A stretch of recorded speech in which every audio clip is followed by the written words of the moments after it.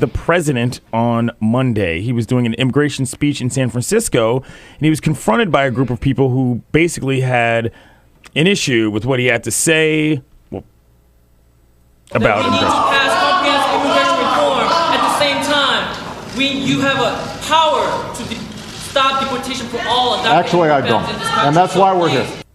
That was a young man by the name of Ju Hong who goes to Cal Berkeley. And if you heard the president, he said, actually, I don't. We'll get one more from him before we hear the president. My grandfather passed away and I cannot go back because of my immigration status. And this is something that every single undocumented immigrant face. Now, what did we think about the initial things he had to say? Well, the most interesting thing about this is in the clip, if you watch it, this guy was standing in the back behind Obama. There's sort of like very carefully staged part of an event where they put some like a diverse group behind the president. And so because he was back there and started shouting out, the president couldn't really have him led off screen by security, so he got to stay there, which led to this amazing conversation between the president and this guy. Obama turns around and engages the guy directly. Right. Something we don't see very often from him. It's reminiscent of that time he went down to talk to Republicans in Baltimore and did that Q&A with them. Yeah. He's good on off the cuff like this. Like, this is something that Obama doesn't do enough of, I think. We have that reply. Yeah. The easy way out is to try to yell and pretend like I can do something by violating our laws. And what I'm proposing is the harder path, which is to use our democratic processes to achieve the same goal that you want to achieve, but it won't be as easy as just shouting. And then he added this about how it's going to have to end. I believe he said they're going to have to finish the job. We need to make sure Washington finishes what so many Americans, just like you, started. We got to finish the job.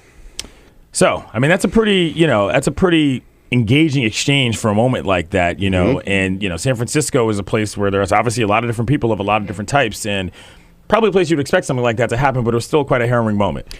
Well, what was interesting about it was this other side of the immigration debate that we don't usually see. So people who are support immigration reform, and generally on Obama's side, a lot of them, like these dreamers, for example, a lot of them are getting concerned that they're being used as political pawns for 2014. Yeah. That as Obama talks about, we need to get the job done with legislation. We need to go get the job done with, in laws that seem almost impossible to pass in Congress right now. That they're gearing up for a 2014 push about immigration reform, and there's been mounting pressure on the White House from these immigration groups. I did a story on a Dream Act guy, a dreamer who mentioned that he did not want to be used as a political pawn. He just wants Obama, if they can't get laws passed, to just take executive actions and try to get as much done as he possibly can. Because the belief is that, because under Obama there's been a record number of deportations. There have been really high deportation numbers. Mm-hmm. And the idea sort of from the beginning from people who follow this, was that you'd have deportations be very high and sort of strict enforcement, and that would bring Republicans to the negotiating table, and then you'd have an immigration reform bill. Obviously, you only have half of that. Yeah. You have the deportations, you have no immigration reform. So that's where people are starting to get upset, and they're starting to ask Obama to really weigh in and do something himself. Right.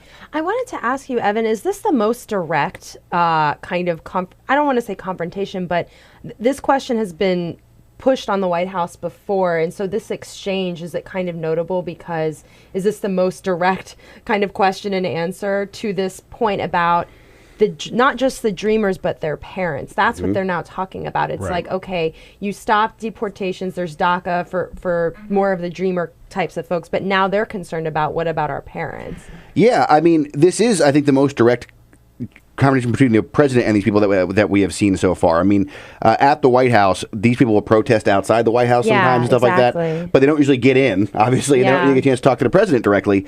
You're right. I mean, this is a very interesting situation in which people who feel like they have a lot of power in this debate, the dreamers, these kids who were brought here before they were old enough to know what was going on as undocumented immigrants, they're sort of the most sympathetic characters in the immigration debate. Nobody really wants to hurt these people, really. I mean, they're sort of like the Steve King wing. Yeah. But what they're doing, it's fascinating, is that they're kind of flexing their political power now. Is that what they're saying is like, look, we're not just going to sit here and be the poster the children, face of immigration reform for you. We also want stuff.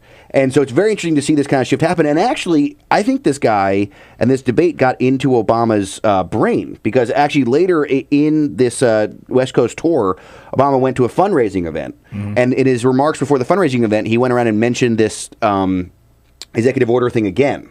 So this guy got right into this guy's brain. And I mean, that's something you don't usually get to see. And you got to see the president really thinking through this.